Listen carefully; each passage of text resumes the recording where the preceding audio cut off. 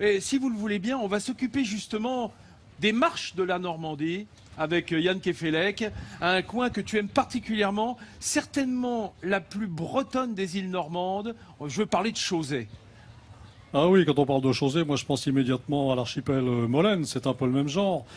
Chausey, c'est une île où il y a du varech, où il y a du granit. D'ailleurs, je crois savoir que l'abbaye du Mont-Saint-Michel a été entièrement bâtie avec des pierres qui étaient issues des carrières de Chausey. D'ailleurs, pas que l'abbaye du Mont-Saint-Michel, mais à Chausey, il y a aussi une foule, une quantité innombrable de homards. Ça pullule aux homards, et si on aurait pu bâtir l'abbaye du Mont-Saint-Michel en empilant des homards, on sera venu exactement. Ils sont magnifiques. Moi, j'ai découvert l'île Chausey en bateau à voile, en faisant le tour de l'île Chausey. On faisait des courses au tir de l'île Chausey avec Pierre Bachelet. On gagnait son poids en crustacés à l'arrivée, quand on était bien placé. Et de toute manière, si on avait le bonheur de faire escale, forcé ou non, on vous apportait du homard à bord. Il était rare qu'on reprenne la course. Alors, mon cher Yann, permission de monter à bord? Permission de monter à bord On avec embarque bonheur. sur le voilier, droit devant, visite de Chausey. Dans le port de Granville, l'équipage du Courrier des îles s'affaire. Ce matin, il embarque pour une traversée pas tout à fait comme les autres. Direction les îles de Chausey, à bord de ce vieux gréement emblématique. Tu es prêt à larguer derrière par contre, Fredo? C'est un bateau qui fait partie du patrimoine de Chausey, dessiné par Marin-Marie, skippé par Gilbert Hurel, qui est quand même une figure de l'archipel de Chausey. C'est vraiment une fierté de pouvoir travailler sur ce navire. Pour Mathieu et ses amis, direction Chausey et son dédale de granit éclaté. 375 îlots de pierre dissimulés sous la mer, le danger est partout.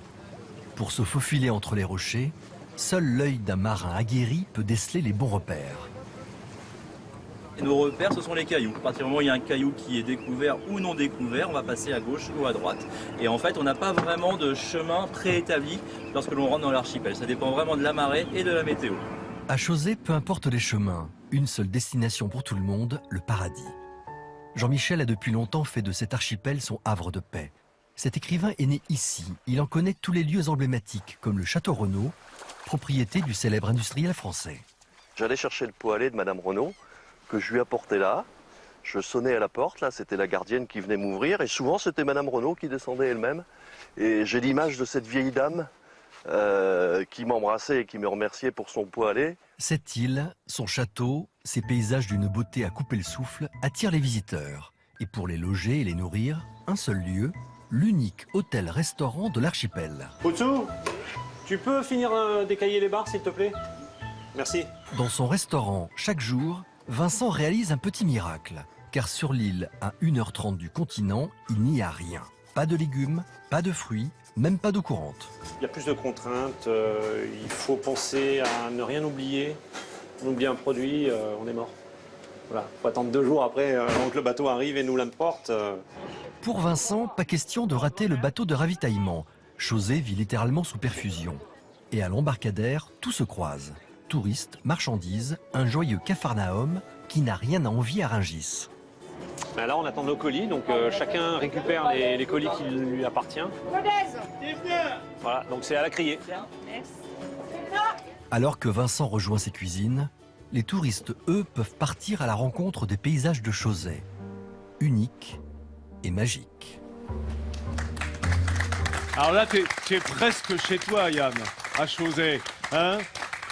Oui, je suis presque chez moi. C'est une île où il y a un très fort marnage, exactement comme du côté de la Bretagne. Il y a encore plus, 14 mètres de marnage, c'est-à-dire 14 mètres de différence entre la basse mer et la haute mer, ce qui nous fait, je crois, une soixantaine d'îles à marée haute et 300 et quelques îles à marée basse.